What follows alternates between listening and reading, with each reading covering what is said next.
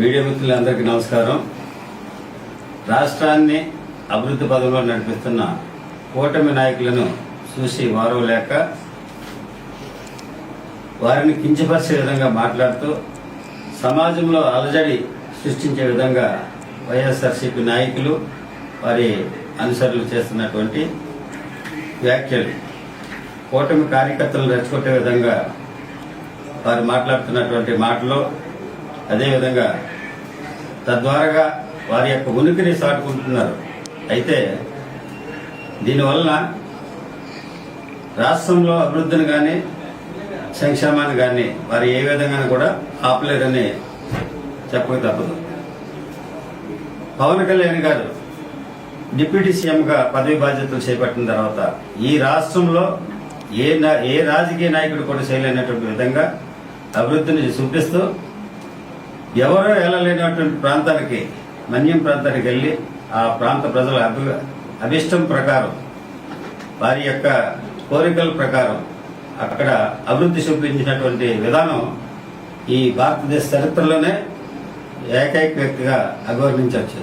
అటువంటి వ్యక్తిని కించపరిచే విధంగా మాట్లాడుతున్నటువంటి వ్యక్తుల్ని తప్పనిసరిగా శిక్షించక తప్పదు.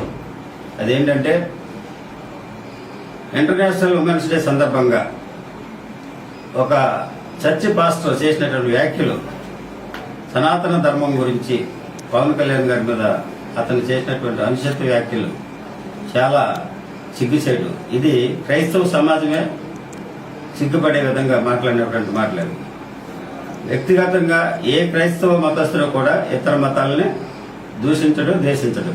అటువంటి వ్యక్తి వైఎస్ఆర్సీపీ ముసుగులో ఉన్నటువంటి పాస్టర్ అని చెప్పక తప్పదు.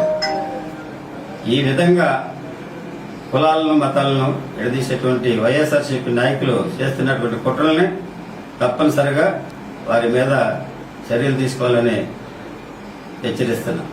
ఏంటంటే, పవన్ కళ్యాణ్ గారు కుల మతాలకు అతీతంగా సమాజాన్ని అభివృద్ధి పరిచే విధంగా పెట్టినటువంటి పార్టీ జనసేన పార్టీ.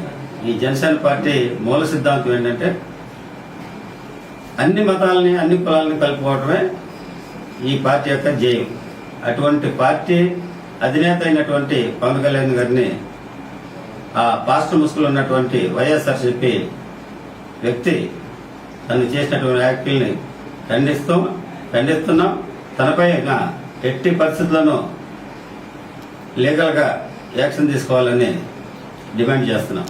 దీన్ని పోలీసు వారు ప్రత్యేకించి ఇతన్నే కారణంగా ఇతని వెనక ఉన్నటువంటి రాజకీయ ముసుగులో ఉన్నటువంటి వైఎస్ఆర్సీపీ నాయకులు ఎవరైతే ఉన్నారో వారి మీద కూడా యాక్షన్ తీసుకోవాలని మేము హెచ్చరిస్తున్నాం.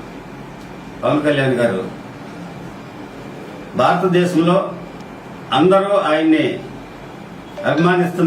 గౌరవిస్తున్నటువంటి తీరును చూసి వైఎస్ఆర్సీపీ నాయకులు తట్టుకోలేక చేస్తున్నటువంటి ఇటువంటి వ్యాఖ్యల్ని తప్పనిసరి ఖండించగా తప్పదని చెప్తున్నాం.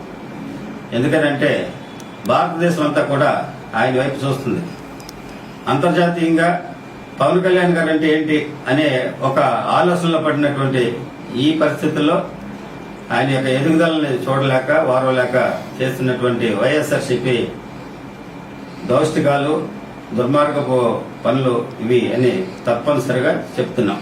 చేత ఎవరేమన్నా ఏదేమన్నా ఆయన యొక్క అభివృద్ధిని ఎవరు ఆపలేరు. ఆయన యొక్క ఆలోచన విధానాన్ని ఎవరు కూడా కించపరచలేరని ఈ సందర్భంగా తెలియజేసుకున్నాం.